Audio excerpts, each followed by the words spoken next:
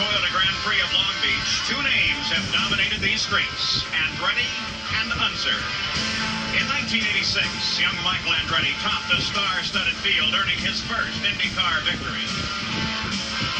1988, Al Unser Jr. led 72 of 95 laps to claim his first win at Long Beach. In 1989, the younger Unser collided with the elder Andretti Mario. Al lost a nose wing, but went on to claim his second straight win. And last year, Junior proved he is indeed the king of the beach, winning his third consecutive Toyota Grand Prix. And this year, the king is back, looking to make it 4 in a row. But Michael is here as well, tired of second in the points fight. He looks for his first 91 win on the road to a championship. And Mario Andretti, a 4-time winner on these streets, hopes to regain his Long Beach crown. They are not the only challengers here. John Andretti arrives after his first career win.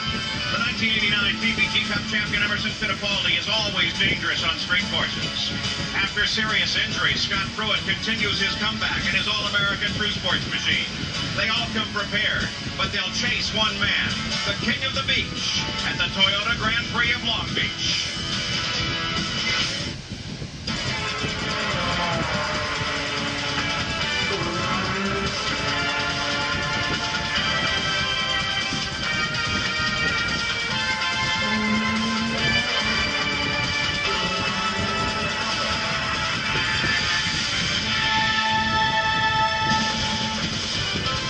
The streets in Long Beach, California are crowded with race fans, with the exception of the few streets that make up the Grand Prix circuit, as the Indy cars are ready to run in the Toyota Grand Prix of Long Beach. Hello and welcome, I'm Paul Page, and we are seeing one of the most competitive seasons ever in the history of the Indy cars. The teams are getting closer and closer, and the competition better and better. Now, Bobby Unser, there's been very little change since last year. Well, Paul, the rules really haven't changed since last year, with the exception of allowing carbon fiber tubs into the chassis. Now, what we're really looking at is an evolutionary car. The major change is the experimental gearboxes. They're transverse gearboxes used by the Penske and the True Sports team. Now, transverse gearboxes aren't really new this year. They were used back in the late 70s. The idea of the whole thing is to better aerodynamics underneath the car to make them stick better. But they normally don't shift quite as well. We'll see in the race. Now, our coverage here today, leading up next week to the race at Phoenix, and then, of course, the 75th running of the great Indianapolis 500. And we're proud here at ABC to announce that we've extended our contract for coverage of the Indy 500 for a number of years. We hope you look as forward to it as we do. Now, Sam Posey, the issue right now is the race here today. How do you see it? Well, I see it as a showdown between Al Unser Jr. and Michael Andretti. Unser, of course, has won this race 3 consecutive times and along the way led 87% of the laps. Those statistics speak for themselves. But he faces the inspired artistry of Michael Andretti, who has been hurling his car around this track for the last couple of days like a man possessed. Now, there are other great drivers in this race, but I don't believe that any of them has a chance to win it unless both Unser and Andretti fail. Well, there are definitely others in the fight. Let's take a look at the starting grid. Michael Andretti, his 14th career pole, and Al Unser Jr. And on the inside of the second row, Emerson Fittipaldi, twice a runner-up here. Now, this one's a little tough.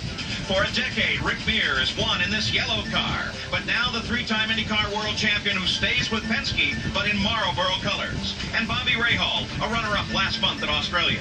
Scott Goodyear, the young Canadian, impressing everyone. Mario Andretti, a 3-time winner at Long Beach. And Scott Pruitt, back in form after sitting out last year. Ted Krappus, the freshman driver inside row 5. Now here's another team change. John Andretti is no longer with Porsche, but now in the yellow car of Pennzoil with Hall VDS Racing. And Eddie Cheever, a former Formula One driver inside row 6. Outside is Jeff Andretti, the 4th Andretti in today's field. Ari Landijk has changed teams as well. Now he is racing for Uno Granatelli, last year's Indianapolis champion. And Paul Tracy making his IndyCar debut outside row 7. Scott Brayton finished 9th here a year ago. Danny Sullivan has changed teams, leaving Penske, and now drives Alfa Romeo Power. Inside row 9, Mike Groff, a sophomore, worth watching. And Didier Tays, who runs strong on the road courses. The 10th row on the inside, Tony Bettenhausen with Chevy Power this year. And Bernard Jourdain filling in for A.J. Foyt. The 11th row, Randy Lewis. His best career finish came here 4 years ago. And Hiro Masusta, a sophomore from Japan. The 12th row, Guido Dacco, a 3-year veteran from Italy. And Dennis Vitolo, a graduate from the Super V Series. In the final row, Mark Dismore is on the inside, a rookie making his 3rd career start. And Buddy Lazier, an 11th hour replacement for Phil Kruger.